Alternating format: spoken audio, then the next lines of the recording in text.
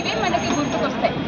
అయితే ఇప్పుడు ముఖ్యంగా మనం ఏమి ఇక్కడ నిరసన చేస్తున్నామంటే, మనము ఎంతో దేవి దేవతల కృపలని పొందడానికి పండుగలను ఆచరించుకుంటాం. దీపావళి అనగానే లక్ష్మీదేవి కృపని పొందడానికి మనము ఆ రోజు ఇల్లంతా శుభ్రం చేసుకుని అమ్మవారి పూజ చేసి అమ్మవారిని కృపని పొందడానికి మనం ఎంతో భక్తి భావంతో పూజ చేసి అదే రోజు సాయంత్రం మనము ఆ ఒక లక్ష్మీదేవి చిత్రం ఉన్న టపాసులని బయట పేర్చి దానివల్ల ఆ ఒక లక్ష్మీదేవి చిత్రము అన్ని చోట్ల చిత్రంగా పడిపోతాయి. దాన్నే తొక్కుకుంటూ వెళ్తాము. తర్వాత దానిని చెత్తగుండిలో వేయడం జరుగుతుంది.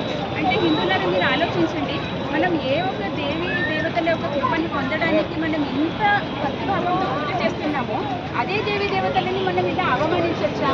దీనివల్ల మనం ఏదైతే కోరుకుంటున్నామో అది మనకి వస్తుందా? సో అందువల్ల ఇప్పుడు మనము ముఖ్యంగా